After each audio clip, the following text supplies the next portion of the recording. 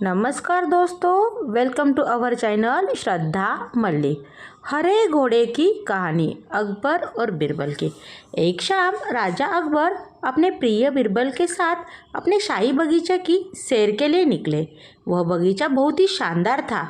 चारों ओर हरियाली ही हरियाली थी और फूलों की भीनी भीनी खुशबू वातावरण को और भी खूबसूरत बना रही थी। ऐसे में राजा को जाने क्या सूझी कि उन्होंने बीरबल से कहा, बीरबल, हमारा मन है कि इस हरे भरे बगीचे में हम हरे घोड़े में बैठकर घूमें। इसलिए मैं तुम्हें आदेश देता हूँ कि तुम 7 दिनों के अंदर हमारे लिए एक हरे घोड़े का इंतज़ाम करो। वही अगर तुम इस आदेश को पूरा करने में असफल रहते हो तो तुम कभी भी मुझे अपनी शक्ल न दिखाना।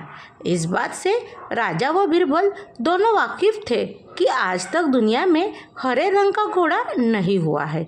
फिर भी राजा चाहते थे कि बीरबल किसी बात में अपनी हार स्वीकार करे। इसी कारण उन्होंने बीरबल को ऐसा आदेश दिया। मगर बीरबल भी बहुत चालाक थे। वो भली भांति जानते थे कि राजा उनसे क्या चाहते हैं। इसलिए वो भी घोड़ा ढूंढने का बहाना बनाकर 7 दिनों को तो इधर उधर घूमते रहे। 8वें दिन बीरबल दरबार में राजा के सामने पहुंचे और बोले, महाराज, आपकी आज्ञा के अनुसार मैंने आपके लिए हरे घोड़े का इंतजाम कर लिया है, मगर उसके मालिक की 2 शर्तें हैं। राजा ने उत्सुकता से दोनों शर्तों के बारे में पूछा। तब बीरबल ने जवाब दिया, पहली शर्त यह है कि उस हरे घोड़े को लाने के लिए आपको स्वयं जाना होगा। राजा इस शर्त के लिए तैयार हो गए। फिर उन्होंने दूसरी शर्त के बारे में पूछा। तब बीरबल ने कहा, घोड़े के मालिक की दूसरी शर्त यह है कि आपको घोड़े लेने जाने के लिए सप्ताह के 7 दिन के अलावा कोई और दिन चुनना होगा। यह सुन राजा हैरानी से बीरबल की ओर देखने लगा।